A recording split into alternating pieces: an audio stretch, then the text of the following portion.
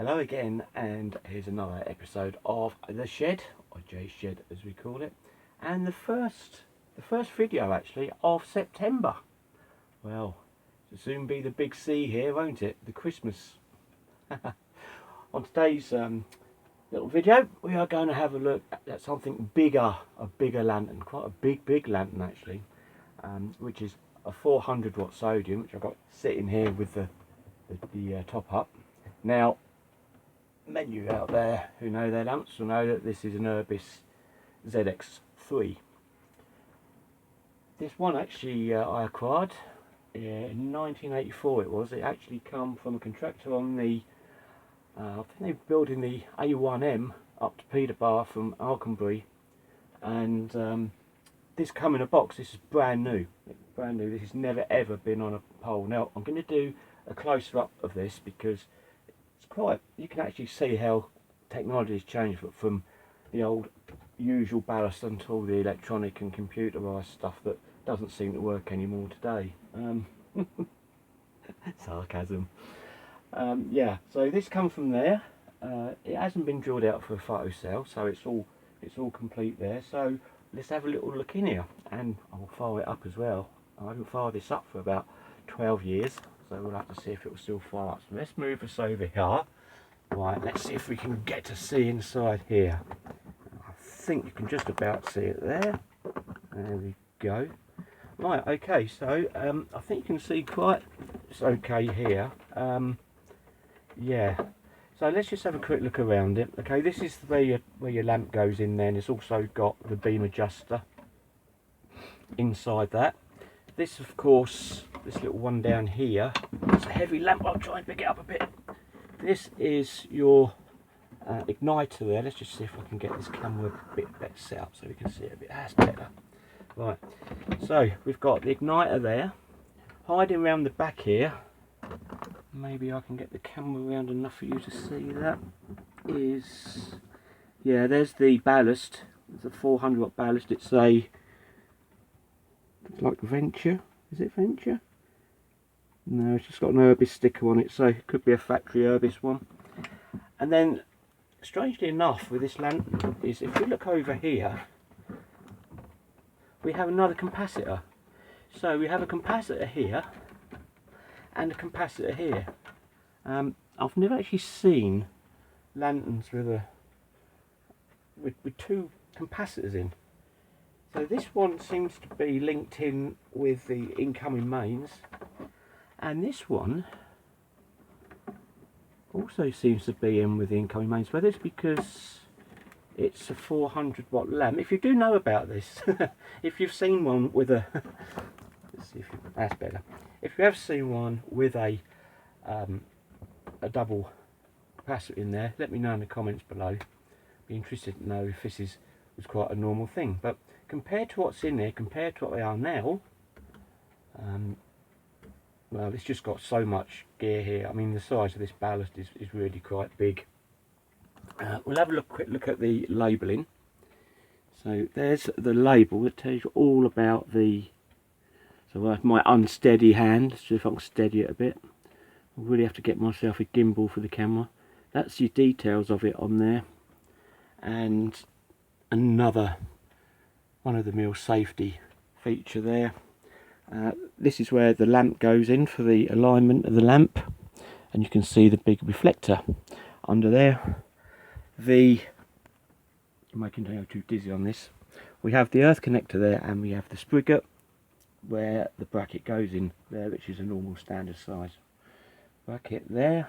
And we've got your connections down here, just a normal chop block. Rather a big gear plate on this one actually, and this one is actually a flat glass version. It's got no bowl, it's just a flat, just a flat output one. So that's that side of it. There's quite a bit to it really. I was really surprised when I took this to bits.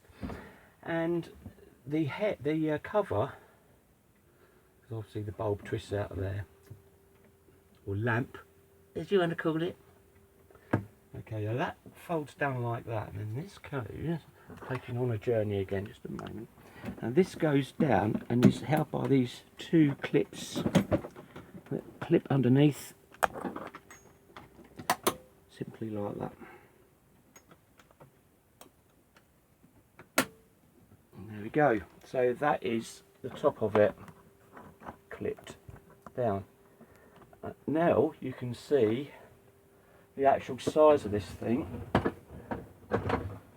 If I get a WD-40 can and put it like that, you can see really now how big it is. RP90 should I say. Now, as I say, this has not been fired up for quite a long time. It may go, it may not. The last time we fired it, it actually went.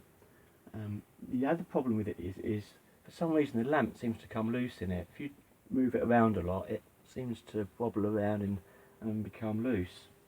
So hopefully it hasn't come loose, because this has been in my storage now for, hasn't been touched for, it's got to be 12 years, if not more.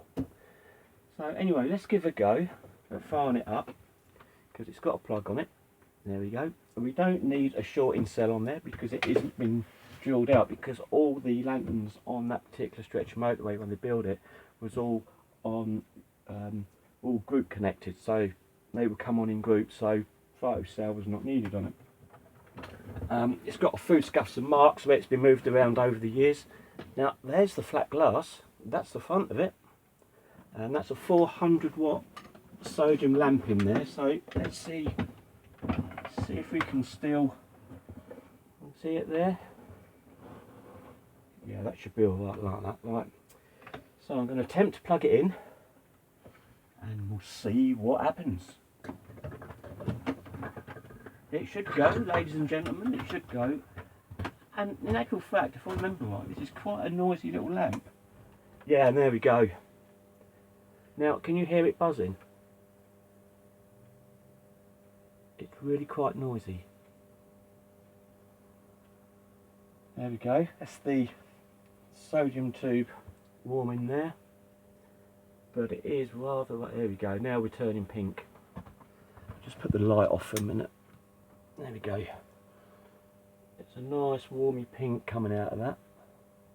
I'm not going to look around the back of it too much because it really is quite bright actually.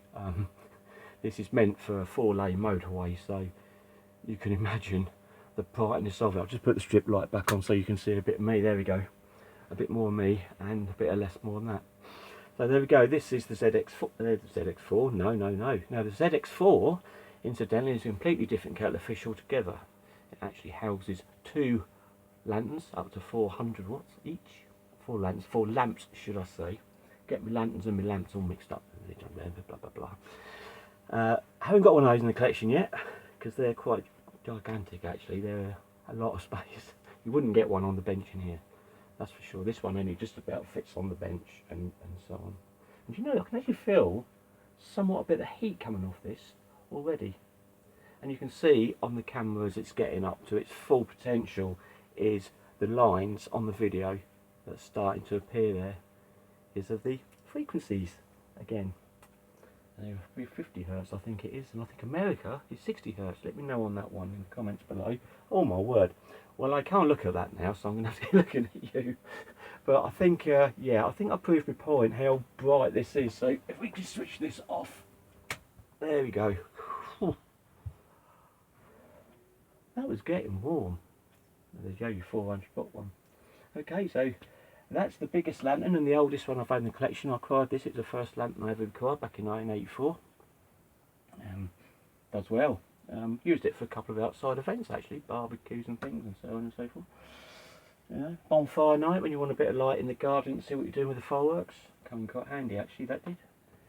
There we are. And it's got a top. It's got a top spigot as well. I've got to mention that. You can put it on the top of a pond.